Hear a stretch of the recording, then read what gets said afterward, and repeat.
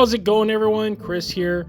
It is the third week of April in the good year of 2024, and we're back with another round of merchandise news for you kaiju enthusiasts out there. Right out the gate, we have Max Factory, who is producing a line of plastic kit figures from Hideki Anno's Shin Japan Heroes universe. It is the Playmax MF87 series, which is made up of the stars of the wild merchandising juggernaut that is the Shin Japan Heroes universe. I almost want to say Shin Japan World, but that's a completely different thing.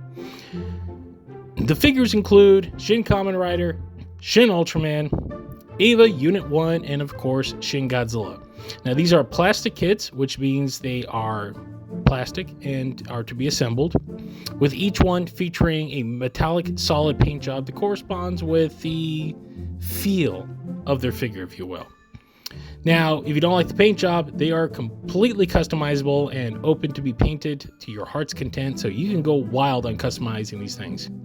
They all vary in size, with the smallest being 3 inches, which is what Kamen Rider is, to about 11 inches, which was what Godzilla will be clocking in at. You get all 4 figures in the set, and they retail for $87 and are currently up for pre-order at Hobby Japan. After stunning us with a awesome Gorgo figure last year, Titanic Creations is back with their second obscure movie monster. They will be bringing the Korean answer to Godzilla, Yongary, to life in action figure form.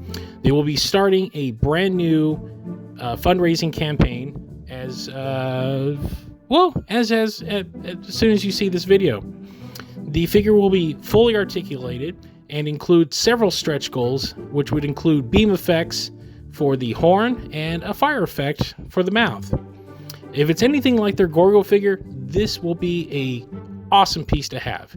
It's sculpted by the artist Dope, which if you haven't seen any of his work, please go check him out. The dude's a fine artist. UA Monsters is reissuing their 2021 Kong figure. Now you might be asking, Chris, why are you telling me about a reissue? Well, that's because this reissue comes with a brand new figure in tow. That's right, you can get a little Suko with the 2021 Kong because, well, if you've seen the movie, he pretty much looks like this throughout half the runtime of the film. So it makes sense to reissue the thing. But if you didn't pick it up the first time, now's your chance to grab it, and it will come with a little bonus Suko. If you bought it once already and you want that Suko, well, it looks like you're going to have to double dip, which is, always the bane in the collector's world. This guy goes up for pre-order on April 26th. The good folks at Spiral Studios have revealed a variant of their Godzilla Evolve figure. The Godzilla 2024 Evolve Form Heat Ray version features a new paint job with some nice little added touches. This is a PVC figure that stands roughly 10 inches and features that awesome roar pose that Godzilla, rocks in the film. It will retail for $199 and it is due in August of this year.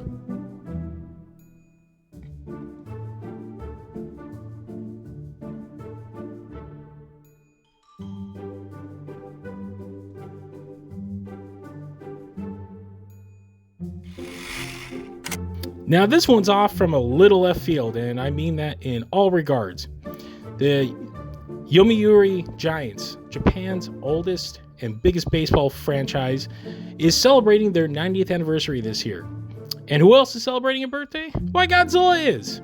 As part of the cross-promotion of the two franchises, on April 24th and 25th, the games that will be held in Tokyo will have a selection of merchandise available to buy, or if you're not there, you can buy it online.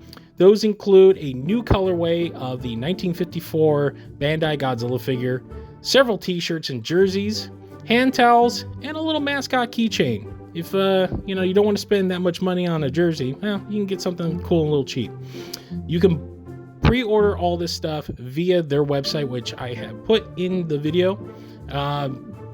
Do note that it might be a little hard to get these over to America if they don't use Bandai, so you might have to go through a third party.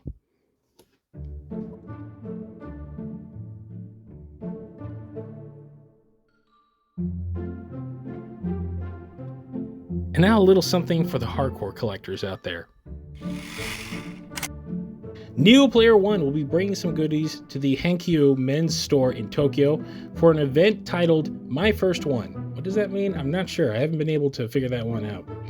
Amongst the figures are repaints of some of their previous offerings like Hedorah, Burning Godzilla, Space Godzilla, the Mothra Tailbiter, and this cool little guy, the See-Through Guts Hedorah. This one I like quite a bit. Unfortunately, you gotta be there to get these things, and even if you're there, it's still a struggle because just about all these will be part of a lottery. So you have to be there, you have to win the lottery in order to pick it up. So expect the only way to get these, if you're not in Japan, is through third parties and probably at a big jump in cost of what these things are. Neo Player One makes some really cool stuff. Unfortunately, they are highly sought after by collectors. So if you got a deep wallet, it shouldn't be too hard, but if you're like me, well, you're just going to have to enjoy these from afar.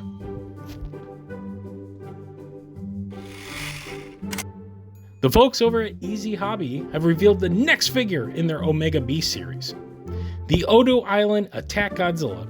This marks the first high-end figure of the Godzillasaurus. Yes, that's what I'm calling him, because that's what he is. You can't change my mind. I don't care what anyone else says. From Godzilla -1. As of this video, the release date and price point haven't been revealed, but we're going to keep an eye on this one for you guys. The Omega Beast line tends to be highly detailed and massive in size.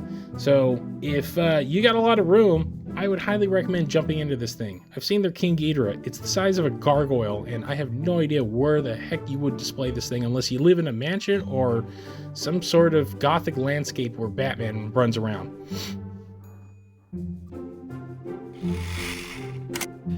Finally, Prime One has tossed their hat into the current Godzilla game. The company announced a brand new, massive Godzilla -1 statue.